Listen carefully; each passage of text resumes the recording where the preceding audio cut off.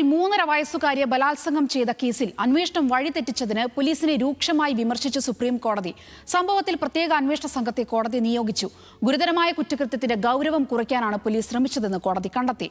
അന്വേഷണ സംഘത്തെ ഓർത്ത് നാണക്കേട് തോന്നുന്നുവെന്നും കോടതി പറഞ്ഞു.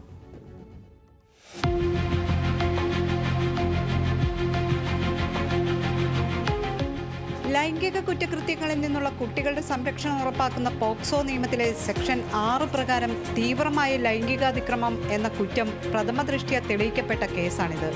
എന്നാൽ സെക്ഷൻ 10 പ്രകാരം ലൈംഗികാതിക്രമം എന്ന കുറ്റത്തിന് മാത്രമാണ് പോലീസ് എഫ്ഐആർ രജിസ്റ്റർ ചെയ്തത്.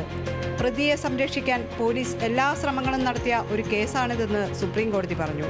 കുട്ടിയുടെയോ മാതാപിതാക്കളുടെ കയ്യിൽ യാതൊരു തെളിവുമില്ലെന്ന് വരുത്താൻ കമ്മീഷണർ മുതൽ സബ് ഇൻസ്പെക്ടർ വരെയുള്ള മുഴുവൻ പോലീസ് സേനയും എല്ലാ ശ്രമങ്ങളും നടത്തി. പ്രതിയുടെ മുന്നിൽ നിർത്തിയായിരുന്നു കുഞ്ഞിനോട് പോലീസ് കാര്യങ്ങൾ ചോദിച്ചതെന്നും കോടതി പറഞ്ഞു.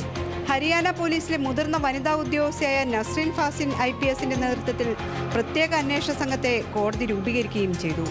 ഗുരുഗ്രാം പോലീസ് കമ്മീഷണറെയും അന്വേഷണ ഉദ്യോഗസ്ഥനെയും സംഘത്തിൽ നിന്ന് ഒഴിവാക്കണമെന്ന് കോടതി ഉത്തരവിട്ടു. കുറ്റക്കാരായ പോലീസ് ഉദ്യോഗസ്ഥർക്കെതിരെ അച്ചടക്ക നടപടി സ്വീകരിക്കാതിരിക്കാൻ കാരണം കാണിക്കാൻ കോടതി നോട്ടീസും അയച്ചു. ഹരിയാന പോലീസിന്റെ അന്വേഷണം തൃപ്തികരമല്ലെന്ന് ചൂണ്ടിക്കാണിച്ച് CBIയോ പ്രത്യേക അന്വേഷണ സംഘമോ അന്വേഷണം നടത്തണമെന്നാവശ്യപ്പെട്ട് കുട്ടിയുടെ മാതാപിതാക്കൾ സമർപ്പിച്ച ഹർജിയിൽ വാദം കേൾക്കുകയായിരുന്നു ചീഫ് ജസ്റ്റിസ് സൂര്യകാന്ത് അധ്യക്ഷനായ ബെഞ്ച്. എത്ര ക്രൂരമായാണ് ഒരു പിഞ്ചു കുഞ്ഞും കുടുംബവും പീഡിപ്പിക്കപ്പെട്ടത്. ഒരു ഇരയോടുള്ള അനാദരവിൻ്റെ ഏറ്റവും മോശം രൂപമാണ് ഹരിയാനയിൽ കണ്ടത്.